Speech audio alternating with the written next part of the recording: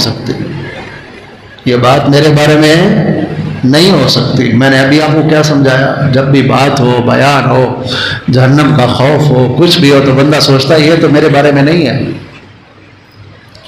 تو شیطان کہنے لگا یہ تو میرے بارے میں نہیں ہو سکتی، یہ اپنے حال میں مطمئن تھا، اور اللہ سے کہنے لگا اے اللہ مجھے نا یہ جو جس کے بارے میں لکھا ہے مجھے تو اجازت دے میں اس پہ لعنت بھیجوں۔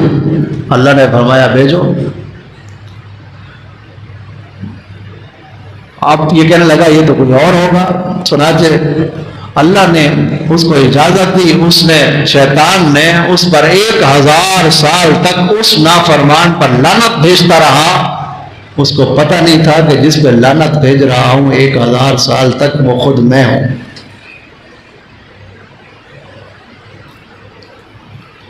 اللہ اکبر، اللہ کی خفیہ تدبیر سے بے خوفی۔ امام غزالی مزید لکھتے ہیں، فرماتے ہیں اسی تحریر میں حضرت اسرافیل علیہ السلام نے لوح محفوظ پر لکھی ہوئی پڑھی، اسے پڑھ کر ان پر خوف کا غلبہ طاری ہو گیا۔ اسرافیل جو سور پھونکیں گے وہ فرشتہ، مقرر فرشتہ، ان پر لرزہ طاری ہو گیا۔ وہ سمجھ رہے تھے کہ جس فرمان کے متعلق لکھا ہے وہ کوئی اور نہیں بلکہ میں ہو سکتا ہوں، اور اللہ کا خوف اور خفیہ تدبیر ایسی غالب آئی کہ روتے روتے روتے اللہ کے مقرر فرشتے اسرافیل علیہ السلام اتنا روئے کہ فرشتوں کا ہجوم ہو گیا۔ فرشتے ان کے ارد گرد جمع ہو گئے، پوچھے اتنی شدت سے کیوں رو رہے ہیں؟ حضرت اسرافیل علیہ السلام نے فرمایا میں نے لوح محفوظ پر لکھی ہوئی ایک تحریر پڑھی، اس میں ایک نافرمان کا ذکر ہے، مجھے خوف ہے کہیں وہ تحریر میرے بارے میں نہ ہو۔ فرشتوں نے جب یہ سنا تو انہوں نے بھی یہی سوچا کہ کہیں یہ تحریر ہمارے بارے میں نہ ہو، چنانچہ وہ فرشتے بھی اللہ کی خفیہ تدبیر سے ڈرتے ہوئے سارے رونے لگ گئے۔ ادھر کوئی عذاب کی بات بیان ہوتی ہے تو بندہ کہتا ہے یہ تو میرے بارے میں نہیں ہے، میں تو جس طرح گزار رہا ہوں نا زندگی، میں تو جاؤں گا سیدھا جنت، میرا تو راستہ ہی سیدھا جنت ہے۔ اور آدھا جنتی تو آپ کو ناتخواں بنا کے چلے جاتے ہیں، بولتے ہیں جو یہ کرتا ہے وہ اس کے لیے یہ جنت ہے، جو یہ کرتا ہے اس کے لیے درخت لگا دیا جاتا ہے۔ جو خود سے انہوں نے اپنے لوگوں کو ایسا بے خوف بنا کے نوٹ نچھاور کر کے، میں 1 گھنٹہ بیان کرتا ہوں، کوئی 10 روپے کا مجال ہے میرے پاس نوٹ آئے، اور 1 گھنٹہ اگر نعت خواں یہاں نعت پڑے تو خوب نوٹوں کی بارش ہو ہوگی۔ میں تو آپ کو اللہ کے بھی قریب کر رہا ہوں، اور اللہ کا خوف بھی دلا رہا ہوں، اور اللہ کی رحمت سے امید بھی دلا رہا ہوں، اور آپ کو وہ کچھ سکھا رہا ہوں جو اللہ کے حبیب صلی اللہ علیہ وآلہ وسلم نے سکھایا۔ میں آپ سے پیسے نہیں مانگ رہا، کوئی اس کو یوں نہ سمجھ رہے، الٹا نہ سمجھ رہے۔ ہاں لوگ کہتے ہیں امام صاحب نے اپنے لیے کہہ دیا، نہیں نہیں نہیں، میں بڑا امیر و کبیر ہوں، در مصطفیٰ کا فقیر ہوں، میں جس کا غلام ہوں نا وہ آقا بڑے آقا ہے۔ یہ غلامی ہے نا حضور کے دین کی خدمت، یہ غلامی ہے، تو جس آقا کی غلامی ہے وہ آقا جھولیاں بھرتے ہیں، ہم بے آسرا نہیں ہیں، ہمارے آقا ہمارے ساتھ ہیں، ہمارے حال سے باخبر ہے۔ تو آدھا جنتی جنت کے کنارے پہ دروازے پہ تو آپ کو نعت خواں کھڑا کر کے چلا جاتا ہے، اور نتیجہ صبح فجر کی نماز ختم۔ نعت خواں تو جنت کے دروازے پہ کھڑا کر کے آ گیا تھا، رات کو نعت خوانی میں دیر تک نعت خوانی ہوتی رہی، جنت کے دروازے سے مڑ کے فرشتے جہنم میں گھسیٹیں گے جب نماز چھوڑی تو لگ پتہ جائے گا نعت خواں کو بلانا، یار تم نے تو کہا تھا تم سیدھا جنتی ہو، یہ تو فرشتے گھسیٹ رہے ہیں مجھے جہنم کی طرف۔ یہ تو عالم سے میں نے سنا تھا کہ جو نماز چھوڑتا ہے اس کا نام جہنم کے دروازے پہ لکھا جاتا ہے، تم نے تو مجھے اللہ کا خوف ہی نہیں دلایا تھا کہ میں نماز پڑھتا۔ نعت خوانی کا مخالف نہیں ہوں، لیکن ہمیں سمجھنا چاہیے اور اپنے حال سے بے خوف نہیں ہونا چاہیے۔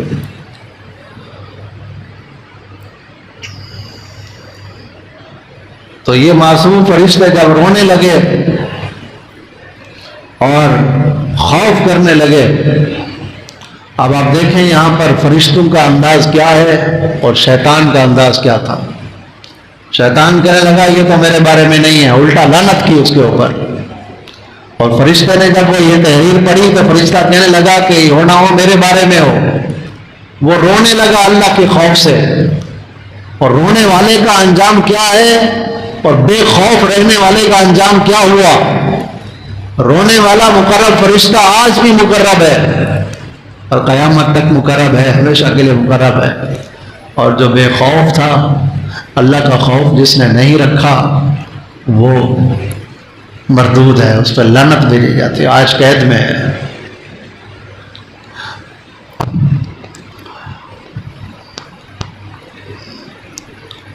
ہم جہنم کے عذابات کو سنیں، قبر کے عذاب کو سنیں، اللہ کی خفیہ تدبیر کے بارے میں سنیں تو ہمارا انداز بھی یہی ہونا چاہیے.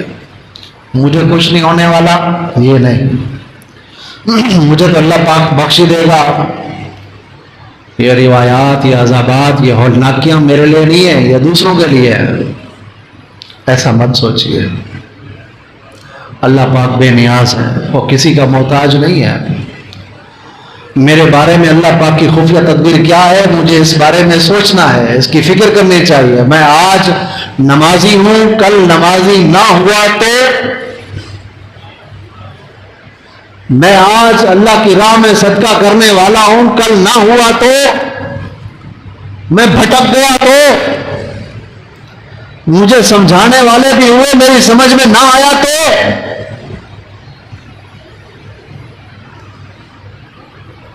کیا شیطان نے کم ہی باتیں کی تھی؟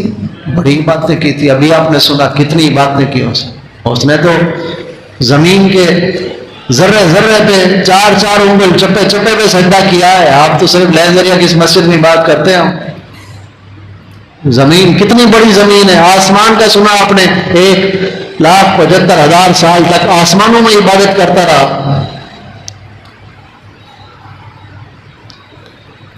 آج میں نیک ہوں، اگر نیکی کرنے کی توفیق مجھ سے چھین لی گئی، آج تو میں نیکی کر رہا ہوں اور نیکی کرنے کی مجھ سے توفیق چھین لی گئی، میرا دل ہی نہ بدلے، دل ہی نہ کرے نیکی کی طرف آنے کا، تو کیا فیصلہ ہے میرے بارے میں، کیا تدبیر ہے میرے بارے میں؟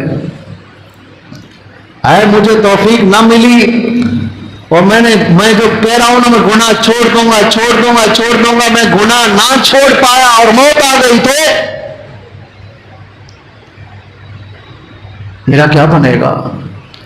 اللہ کی خفیہ تدبیر، میرا ایمان سلامت رہے گا، بچے گا کہ نہیں؟ میں دنیا سے ایمان کی اس حالت میں جاؤں گا کہ نہیں؟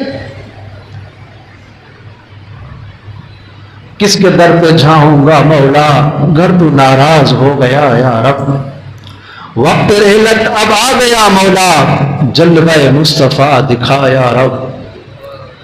قبر میں آہ گھپ اندھیرا ہے، روشنی پہ رضا یا رب، نور احمد سے قبر روشن ہو، نور احمد سے قبر روشن ہو، وحشت قبر سے بچا یا رب. دوسروں کے انجام سے بے خوف ہو جانا، اپنے انجام سے بے خوف ہو جانا، اور کہ اس طرح سوچنا کہ میرا انجام تو اچھا ہی ہوگا، اللہ کی خفیہ تدبیر سے نہ ڈرنا. امام حسن بصری رحمۃ اللہ تعالی علیہ کے بارے میں آتا ہے، ایک مرتبہ ایک حدیث بیان ہوئی. حسن بصری جنہوں نے ام المومنین کا دودھ پیا، حسن بصری جو مولا علی کے خلیفہ ہیں، ان سے قادری سلسلے کے جو بزرگ ہیں وہ ان سے چلے، جو ولایت کا سلسلہ ہے مولا علی کا وہ ان سے آگے چل رہا ہے، حسن بصری سے کیوں نیچے. امام حسن بصری رحمۃ اللہ تعالی علیہ جو تابعی ہیں، صحابی سے ملاقات کرنے والے، وہ امام حسن بصری رحمۃ اللہ علیہ ایک حدیث کا بیان ہوئی کہ سب سے آخر میں جہنم سے نکلنے والا وہ شخص ہوگا جو جنت میں پہنچے گا. سب سے آخر میں جو جہنم سے نکلے گا، حضور علیہ الصلوۃ والسلام کی حدیث ہے، بڑی طویل حدیث ہے، وہ اس طرح نکلے گا، پھر اللہ اس کو یہ کہے گا، پھر یہ ہوگا، پھر یہ ہوگا. امام حسن بصری نے جب یہ حدیث سنی نا، آپ رونے لگے، کہنے لگے کاش وہ سب سے آخر سے نکلنے والا جہنم سے وہ میں ہی ہوں۔ ساتھ والے نے کہا حضرت یہ کیا، آپ یہ کیسے کہہ رہے ہیں، ہم تو ڈائریکٹ جنتی بنے بیٹھے ہیں نا، وہ کیا کہہ رہے ہیں؟ کہہ رہے ہیں کاش وہ میں ہی ہوں۔ کہا یہ آپ کیوں کہہ رہے ہیں ایسا؟ کہا جنت میں جانا تو کنفرم نہیں ہے نا، جنت میں جانا کنفرم نہیں ہے، لیکن وہ جو بندہ سب سے آخر میں نکلے گا، حدیث پاک میں جس کو کہا گیا وہ نکلے گا، اس کا نکلنا تو کنفرم ہے، اس کا جنت میں جانا تو کنفرم ہے۔ کاش وہ میں ہوتا۔ اللہ اکبر۔ اللہ تبارک و تعالیٰ کا خوف ہو تو ایسا ہو۔ اور سیدنا فاروق اعظم رضی اللہ عنہ جنتی، قطعی جنتی، حضور کی زبان سے جنت کی خوشخبری پانے والے سیدنا فاروق اعظم رضی اللہ تعالیٰ عنہ، آپ کی شان کیا ہے؟ آپ رضی اللہ تعالیٰ عنہ فرماتے ہیں ہمیں سکھانے کے لیے، صحابہ کی جو زندگی ہے، صحابہ کے جو قول ہیں، وہ ہمیں سکھانے کے لیے ہے، وہ تو جنتی ہیں۔ آپ فرماتے ہیں کہ میدان معاشر میں یہ اعلان ہو کہ ایک بندہ جہنم میں داخل ہوگا، باقی سب کو بخش دیا جائے گا، اگر یہ اعلان ہو تو میں ڈرتا ہوں کہ کہیں وہ جہنم میں جانے والا میں نہ ہوں۔ اور اگر یہ کہا جائے کہ ایک بندے کو جنت میں داخل کیا جائے گا، باقی سب جہنم میں جائیں گے، تو میں اللہ کی رحمت سے امید کرتا ہوں کہ وہ ایک میں۔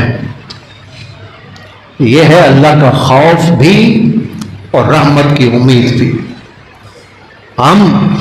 ہمارے لوگ گناہ کرتے ہیں اور ساتھ میں کہہ کیا رہے ہوتے ہیں؟ اللہ مالک ہے، اللہ بخش دے گا، اللہ بخشنے والا ہے، اللہ ضرور مالک ہے، اللہ بخشنے والا ہے، لیکن تو جو کام کر رہا ہے کیا یہ اللہ کو راضی کرنے والا ہے؟ کیا یہ اللہ کو خوش کرنے والا ہے یا ناراض کرنے والا ہے؟ ناراض کرنے والا ہے۔ کسی کو ناراض کر کے پھر کہو کہ خوش ہو جا، دنیا کا بندہ راضی نہیں ہوتا، رب تو پھر رب ہے، اس کی نافرمانی کرے بندہ اور بندہ اور پھر کہے کہ میرا رب، بس وہ بخشنے والا غفار ہے، کریم ہے۔ اللہ پاک کا کروڑا احسان ہے، اس نے ہمیں انسان بنایا، مسلمان کیا، اپنے حبیب صلی اللہ علیہ وسلم کا دامن ہمارے ہاتھوں میں دیا، آج ایمان ہمیں آرام اور سکون سے مل گیا، بڑے اطمینان سے مل گیا، ہمیں اس کی قدر نہیں ہے۔ ان لوگوں سے پوچھو جنہوں نے ایمان کے لیے ماریں کھائی، سب کچھ قربان کیا، ان سے پوچھیں ایمان کی کتنی بڑی قدر ہے۔ ایک صحابی ہے صحابہ رضی اللہ تعالیٰ، صحابی بعد میں بنے، وہ ایمان لائے، حضور کی بارگاہ میں آئے، کہا یا رسول اللہ ایک وقت تھا میں جب ایمان نہیں لایا تھا، آج تو میں ایمان لایا ہوں، میں پوچھنا چاہتا ہوں آپ سے ایک چیز۔ حضور نے فرمایا پوچھو۔ کہنے لگا میرے اونٹ تھے بڑے زیادہ، میرے پاس بہت سارے اونٹ تھے، تو ہزاروں کی تعداد میں اونٹ تھے، میں اونٹ چلایا کرتا تھا۔ میں ایک خیمے کے پاس پہنچا، اس خیمے میں، اس قبیلے میں ایک شخص اپنی بیٹی کو زندہ درگور کرنے کے لیے لے کے جا رہا تھا۔ کافر زندہ بیٹیوں کو درگور کر دیتے تھے۔ میں نے اس کو کہا اتنی پیاری بیٹی ہے تیری، ایسا مت کرو، ایک کام کرو تم میرا یہ اونٹ جو سب سے قیمتی اونٹ ہے میرا، یہ تم لے لو، بیٹی کو مت مارو۔ تو اس نے کہا ٹھیک ہے، تجھے اتنا ہی زیادہ وہ ہے تو لاؤ 2 اونٹ۔ کہنے لگا یا رسول اللہ میں نے اپنا سب سے قیمتی اونٹ میں نے دیا اور اس بچی کو زندہ درگور ہونے سے بچایا۔ ایسے ہی بعد میں ہوا، ایسے ہی مہینے بعد ہوا، ایسے ہی 15 دن بعد ہوا، اتنا ہوتے ہوتے ہوتے یا رسول اللہ میں نے 1500 بچیوں کی جانیں بچائی ہیں، ان کو زندہ درگور ہونے سے بچایا، اور اپنے قیمتی اونٹ اس کے بدلے میں اس کے باپ کو دیا.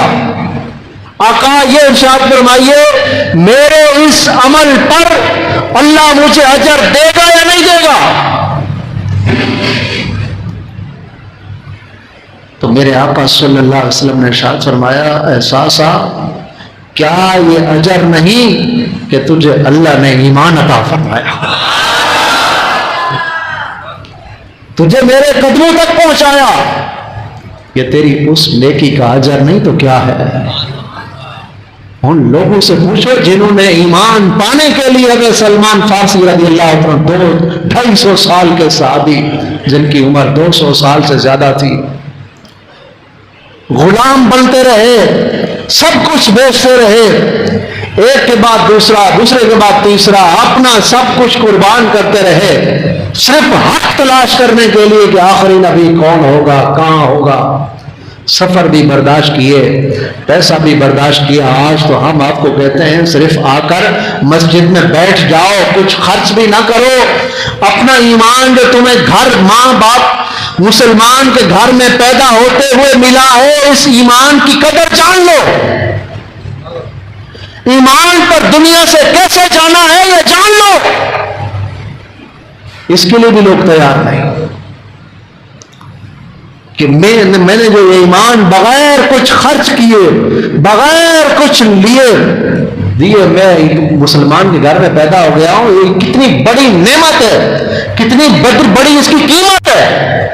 اس کی اہمیت کو جاننے کے لیے مولانا کے پاس بیٹھ کر میں اس کی قیمت کو تو جانوں، اس کو سننے کے لیے تیار نہیں کوئی کہ میرا خاتمہ کیسا ہوگا، میں اس ایمان کو لے کے جا پاؤں گا کہ نہیں جو مجھے گھر بیٹھے مل گیا. اور میرے پاس کوئی ضمانت نہیں، کسی کے پاس کوئی ضمانت نہیں کہ کوئی شخص یہ کہہ دے کہ میں مرتے دم تک مسلمان ہی رہوں گا. اگر غیر مسلم کوئی ہو کر مر گیا تو، مرتد ہو کر مر گیا تو، سورہ بقرہ کی آیت مبارکہ میں اللہ کریم ارشاد فرماتا ہے، فرمایا وَمَن يَرْتَدِدْ مِنْكُمْ عَنْ دِينِهِ فَيَمُتْ فَهُوَ كَافِرٌ فَأُولَٰئِكَ حَبِطَتْ أَعْمَالُهُمْ فِي الدُّنْيَا وَالْآخِرَةِ وَأُولَٰئِكَ أَصْحَابُ النَّارِ هُمْ فِيهَا خَالِدُونَ. اور تم میں جو کوئی اپنے دین سے مرتد ہو جائے پھر کافر ہو مر جائے تو ان لوگوں کے تمام اعمال دنیا اور آخرت میں برباد ہو گئے، وہ دوزخ والے ہیں اور اس میں ہمیشہ رہیں گے. میرے آقا صلی اللہ علیہ وسلم نے شاید فرمایا اولاد آدم مختلف طبقات پر پیدا ہوگی، ان میں بعض مومن پیدا ہوئے حالت ایمان پر زندہ رہے، مومن ہی مریں گے، بعض کافر پیدا ہوئے حالت کفر پر زندہ رہے، کافر ہی مریں گے، جبکہ بعض مومن پیدا ہوئے مومنانہ زندگی گزاریں گے، نمازیں بھی پڑھیں گے، لیکن کیا مومنانہ زندگی گزارنے کے باوجود کفر پر رخصت ہوں گے. اور بعض کافر پیدا ہوئے، کافر زندہ رہے، لیکن مرتے وقت دائرہ اسلام میں داخل ہو کر مومن دنیا سے جائیں. یہ حدیث پاک سنائی آپ، ہمارے پاس کیا گارنٹی ہے؟ میرے پاس کیا گارنٹی ہے میں اپنا ایمان سلامت لے جاؤں پاؤں گا کہ نہیں؟ امام محمد رحمۃ اللہ علیہ فرماتے ہیں 3 زاہد، 3 لوگ حج کے لیے روانہ ہوئے، اتنا مبارک سفر حج کے لیے روانہ ہوئے، اور راستے میں غیر مسلموں کی ایک بستی آئی، اور اس غیر مسلموں کی بستی میں وہ حاجی پیدل اپنی سواری پہ سفر کر رہے تھے، وہ وہاں رکے، انہوں نے وہاں پر رات گزاری. ان زاہد عبادت گزار اور جا کدھر رہے تھے؟ حج کر رہے، مسلمان اور وہ بھی زاہد، دنیا سے بے رغبت لوگ. کہا وہاں پر جب انہوں نے بستی میں سفر کیا سب رکے تو ان میں سے ایک جو تھا اس کی نظر ایک غیر مسلم عورت پر پڑ گئی. اس کا دل اس پر آ گیا اور صبح ہوئی جب حاجیوں نے آگے رکھتے سفر باندھا اس نے بہانہ بنا لیا کہ مجھے یہ مسئلہ ہے یوں ہے فلاں ہے تم دونوں چلے جاؤ میں بعد میں آ جاؤں گا. وہ دو حاجی تو چلے گئے وہ وہیں رک گیا اور جب وہ وہیں رکا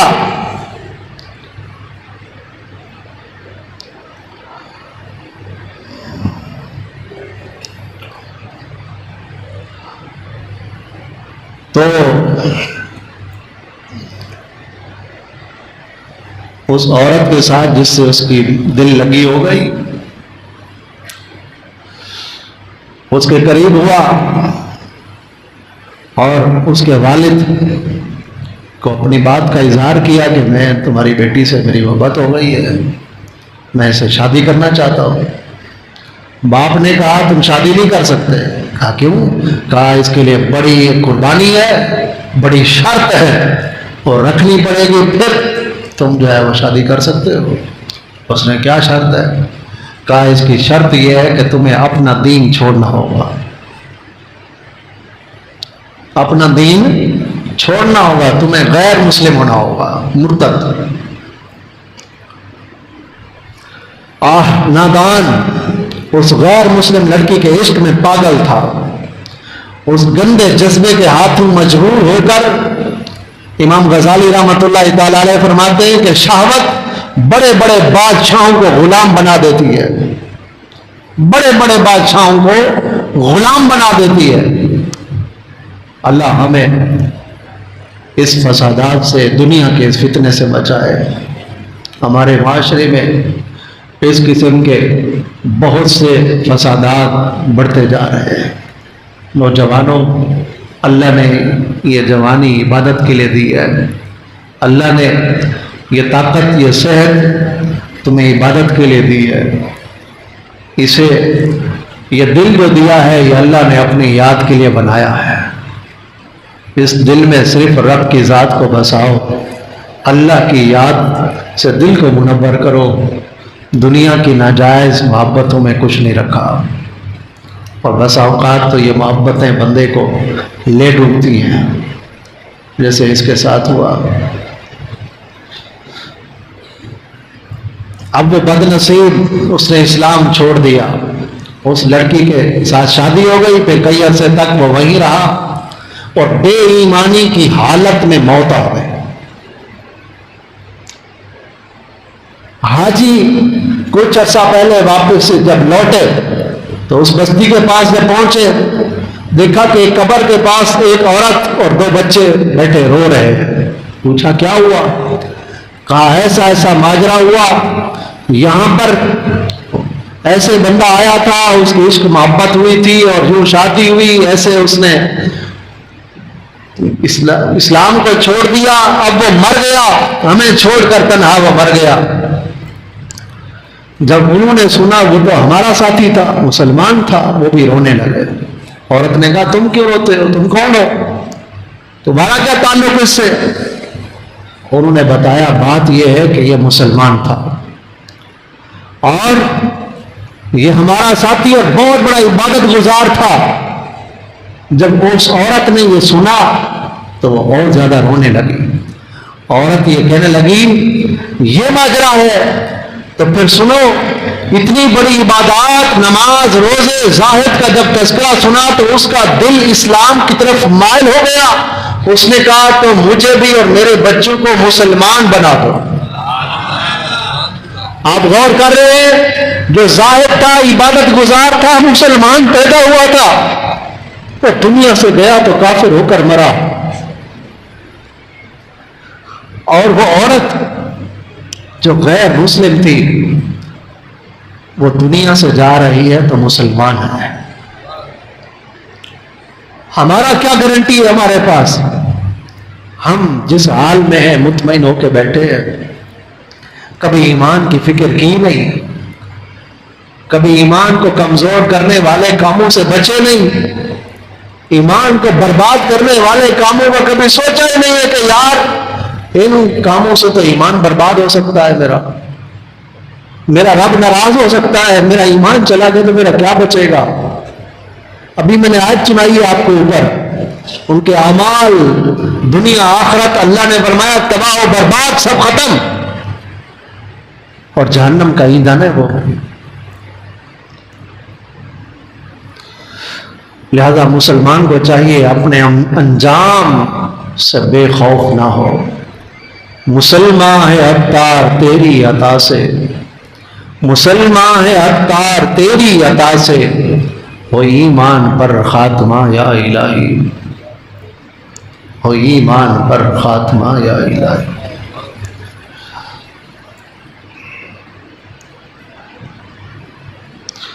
جب بندہ دنیا سے جانے لگتا ہے، موت کا وقت ہوتا ہے، شیطان اس کے پاس آتا ہے اور شیطان آ کر کے اس کو کہتا ہے کہ باپ کی صورت میں سیدھی طرف، ماں کی صورت میں الٹی طرف آ کر بیٹھ جاتا ہے اور آ کر کہتا ہے کہ دیکھو میں تیرا باپ ہوں، باپ کی صورت میں نظر آ رہا ہوتا ہے اس کو، میں تیرا باپ ہوں، میں تجھ سے پہلے فوت ہو گیا ہوں۔ اگر کسی کا باپ پہلے فوت ہو گیا تو باپ کی شکل میں آتا ہے، وہ کہتا ہے میں تیرا باپ ہوں، میں تجھ سے پہلے فوت ہو گیا ہوں، مجھے پتا ہے آگے کیا ہونا ہے، لہذا آگے جو کامیاب ہے وہ یہودی لوگ ہیں، تو مسلمان نہیں، یہودیوں کے مر۔ ماں اس کو کہتی ہے میں تجھ سے پہلے فوت ہو گئی ہوں، دیکھو آگے نصارہ کامیاب ہے، تو نصارہ ہو کر مر۔ ہے افسوس، بندے کا کیا بنے گا؟ روح نکلنے کا وقت ہے، شیطان حملے کر رہا ہے، کیا بنے گا؟ کتنا مشکل وقت ہے، کتنا مشکل ہے دنیا سے ایمان کو سلامت لے جانا۔ غوث پاک رحمت اللہ علیہ فرماتے ہیں لوگ کہہ رہے ہیں عید ہے، عید ہے، کل عید ہے،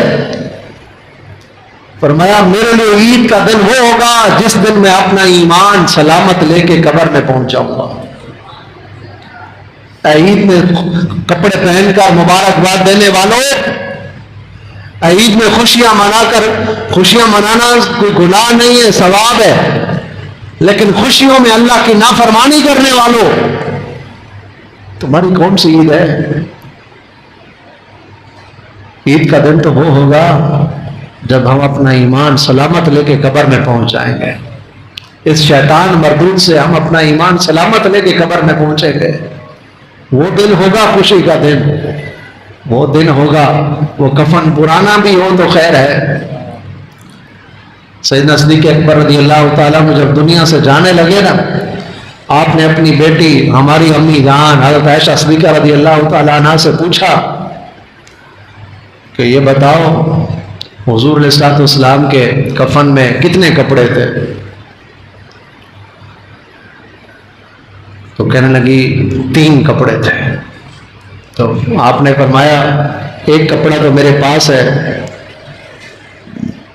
یہ 2 کپڑے میرے پاس ہیں، انہی کو دھو لینا اور انہی کو دوبارہ مجھے پہنا دینا، ایک کپڑا مزید کر لینا۔ حضرت عائشہ صدیقہ رضی اللہ عنہ رونے لگی، کہنے لگی ابا جان ہم اتنے بھی نہیں ہیں کہ آپ کو نیا کفن دے سکیں، آپ کو نیا کفن نہ دیں۔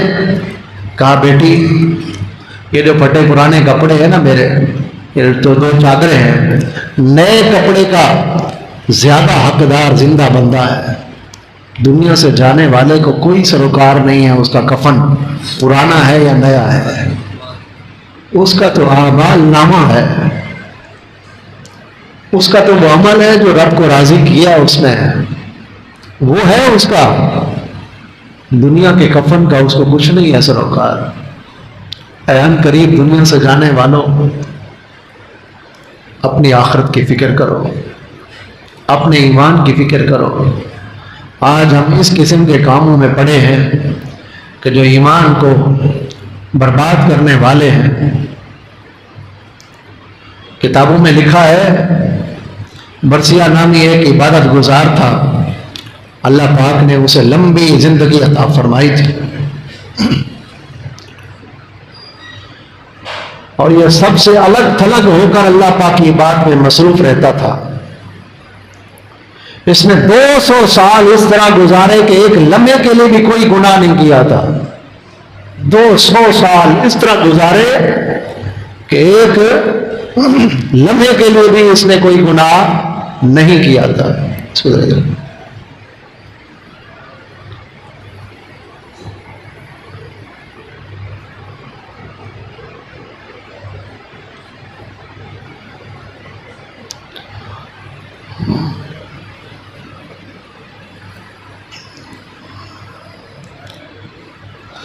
اس کے 60,000 شاگرد تھے۔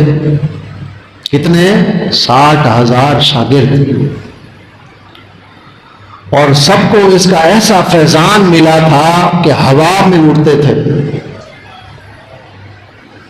60,000 شاگرد ایسے کہ ہوا میں اڑا کرتے تھے، ایسا اس کو فیضان ملا تھا۔ لیکن افسوس، اللہ پاک کی خفیہ تدبیر اس پر غالب آئی اور یہ غیر مسلم ہو کر دنیا سے گیا۔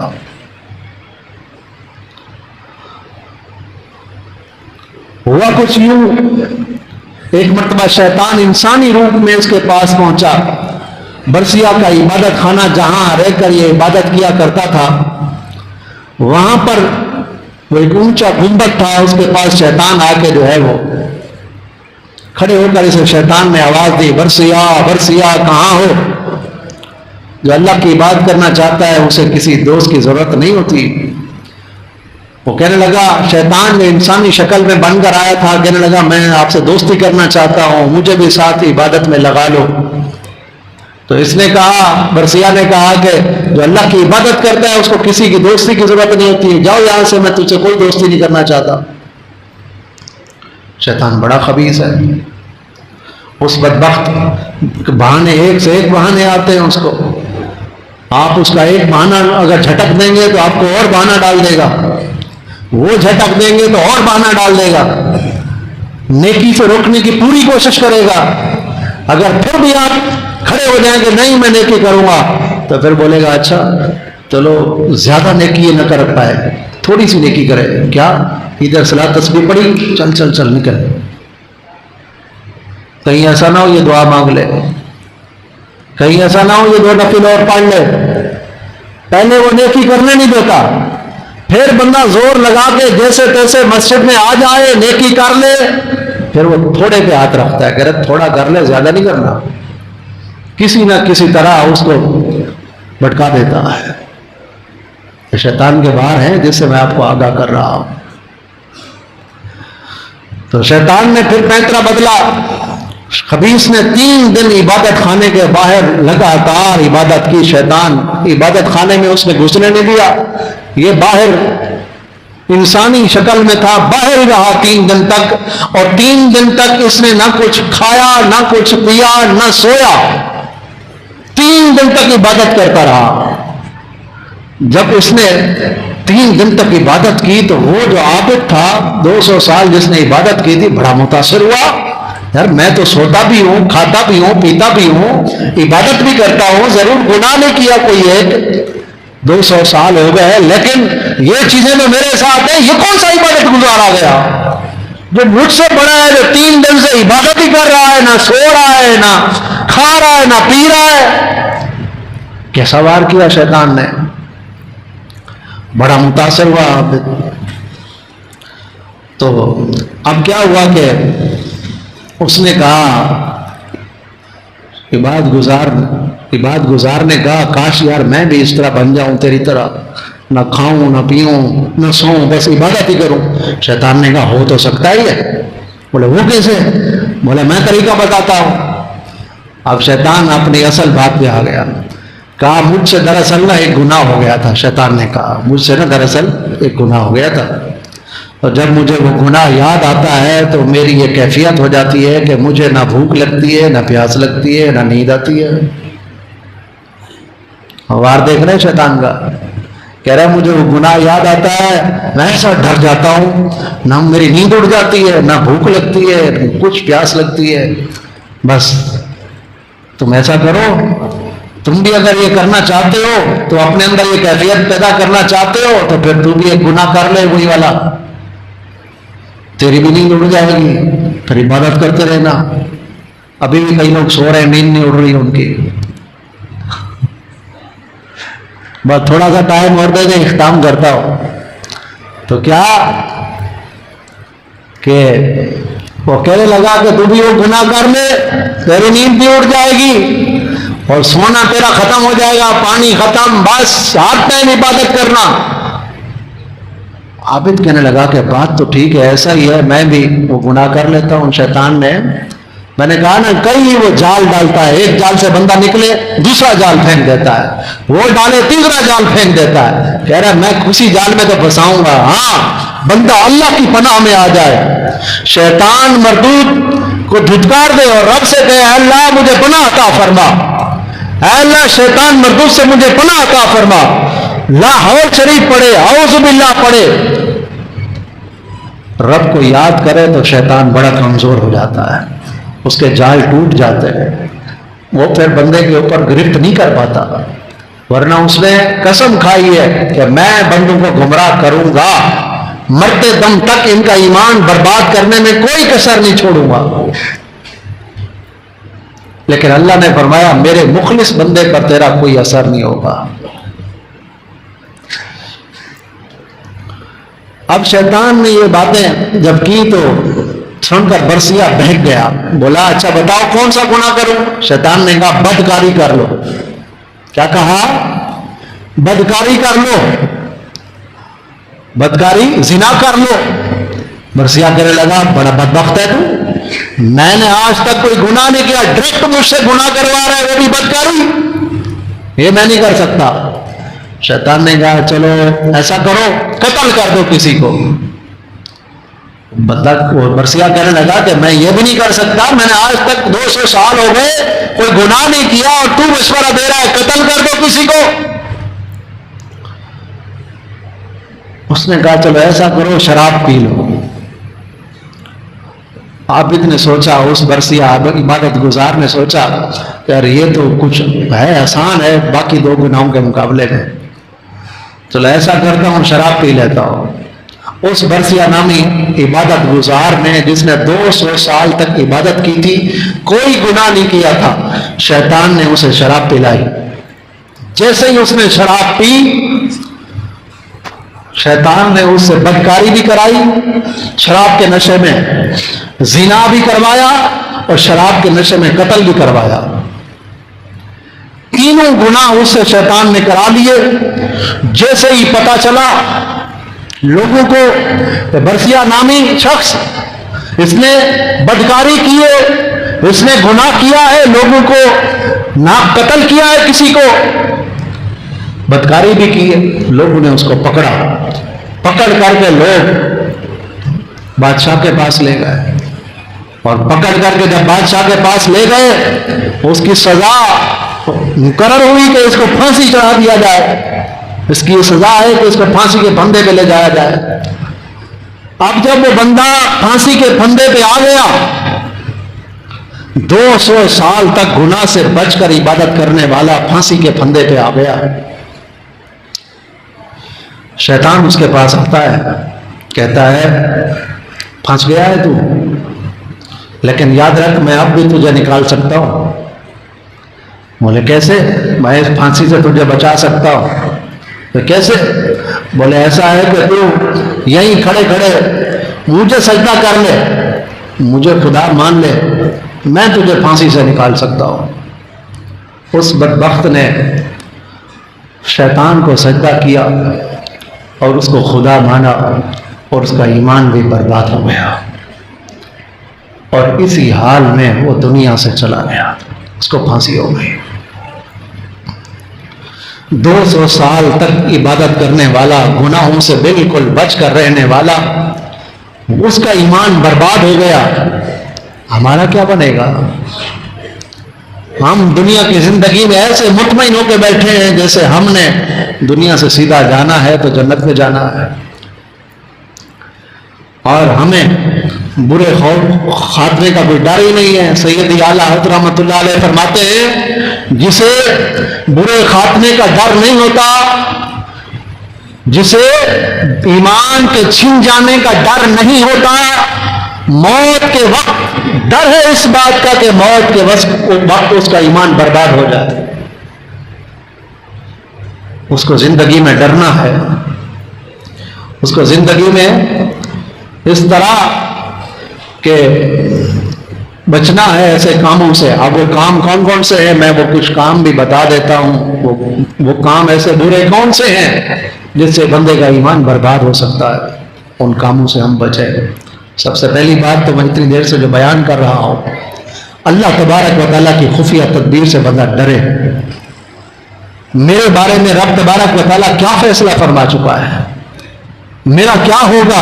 اے اللہ مجھے دنیا سے تو مسلمان رخصت کر رہا، ساری دعاؤں سے بڑھ کر یہ دعا مانگو، اے اللہ تو مجھے دنیا سے مسلمان اٹھانا. اے اللہ میں تجھ سے اس حال میں ملوں مولا کہ میں مسلمان ہوں. اے اللہ، یا اللہ میرا ایمان سلامت رکھنا، اس دشمن سے میرا ایمان بچانا. ساری دعائیں، باقی دعائیں بعد میں مانگا کرو، جو کچھ بھی مانگنا ہے دنیا آخرت کا بعد میں مانگا کرو. یہ جو آپ کو گھر بیٹھے ایمان ملا ہے نا، مسلمان ہے آپ، اس مسلمان باقی رہنے پر اللہ سے دعا سب سے پہلے مانگا کرو. علماء کرام فرماتے ہیں برے خاتمے کے 4 اسباب ہیں، 4 سبب ہیں جس کی وجہ سے برا خاتمہ ہو سکتا ہے. وہ 4 سبب کون کون سے ہیں؟ نماز میں سستی. نماز میں بولیے تاکہ آپ کو یاد ہو جائے، کیا ہے نماز میں؟ کیا ہے؟ پورا بولے، نماز میں سستی کیا ہے؟ کیا ہے؟ کیا ہے؟ بولنے میں بھی سستی کر رہے ہو، بولو نماز میں سستی. یہ برے خاتمے کا ایک سبب ہے. جو بولنے میں سستی کر رہا ہے وہ کیا نماز میں سستی نہیں کرے گا؟ نہیں، بلکہ ہمیں اس برے کام سے بچنا ہے. اور آج سے نیت کیجئے کہ انشاءاللہ میں آج کے بعد نماز میں سستی نہیں کروں گا. سو رہے ہو، لگتا ہے جتنے میں نے زور سے کہا تھا نا اتنی زور سے جواب ملا نہیں ہے. آج کے بعد نماز میں سستی نہیں کروں گا. پختہ ارادہ نیت دل سے کرو گے انشاءاللہ اللہ کی مدد شامل حال رہے گی. ہاں اوپر اوپر سے نہیں کرو، دل سے اللہ تبارک و تعالیٰ کو پکار کر کہو مالک میں نمازی بننا چاہتا ہوں، اے اللہ میری سستی کو دور کر دے. آج کے بعد میں نماز میں سستی نہیں کروں گا. ہاتھ اٹھا کے کہے نا انشاءاللہ. تکبیر میں دونوں ہاتھ اٹھاتے ہیں کانوں تک، دونوں اٹھا کے کہو انشاءاللہ. ہاں یہ آج کے بعد میں کوئی نماز قضا نہیں کروں گا. تو کیا شرابی نمبر 2 کیا ہے؟ شراب نوشی. یہ بھی برے خاتمے کا سبب ہے. شراب پینا. جو شراب پیتے ہیں وہ کان کھول کے سن لے. یہاں محلے میں بھی کچھ لوگ ہیں جو شراب پیتے ہیں، بوتلیں نظر آتی ہیں تو مطلب شراب پیتے ہیں لوگ. تیرا ایمان برباد ہونے کی گھنٹی بج چکی ہے. تیرا کیا بنے گا اگر توبہ نہ کی؟ ایمان برباد ہو گیا تو کیا بنے گا؟ اور نمبر 3 والدین کی نافرمانی. اس معاشرے میں ایسا ناسور ہے جو بڑھتا جا رہا ہے، پھیلتا جا رہا ہے. ماں باپ کو بالکل پس پشت لوگ ڈال رہے ہیں، ماں باپ کا کہنا نہیں مان رہے ہیں، ماں باپ کا دل دکھا رہے ہیں. بچے ہوں یا بچیاں ہوں یا جو بھی ہو، وہ ماں باپ کو ستا رہے ہیں. ماں باپ جو جائز حکم دیتے ہیں وہ نہیں سنتے. ماں باپ کہتے ہیں بیٹا یہ نہیں کرنا، بیٹا وہی کر رہا ہے، نافرمانی کر رہا ہے. ماں باپ کی نافرمانی تیرا ایمان برباد کر دے گی، وہ تجھے پتہ بھی نہیں چلے گا. اس لیے بوڑھے ماں باپ پر رحم کھانا یہ ماں باپ پر رحم بھی ہے اور اپنے اوپر رحم کھانا بھی ہے. تیرا ایمان بھی سلامت رہے گا. اور نمبر 4 میں بھی اور تفصیل بتاتا لیکن وقت ختم ہو رہا ہے. ان چار چیزوں کو میں کھول کر بیان کرتا، لیکن آپ سمجھدار ہیں، خالی نام ہی بتا رہا ہوں تو آپ سمجھیں گے. اگر ان گناہوں میں سے کوئی گناہ کسی میں ملوث ہے تو اللہ کی بارگاہ میں سچی توبہ کرے، توبہ کی رات ہے. نمبر 4، مسلمانوں کو تکلیف دینا. مسلمانوں کو تکلیف دینا، اپنے کسی قول سے، اپنے کسی فعل سے، اپنے کسی کام سے کسی مسلمان کو تکلیف دینا. پیٹھ پیچھے سے بات کی، تکلیف ہوئی.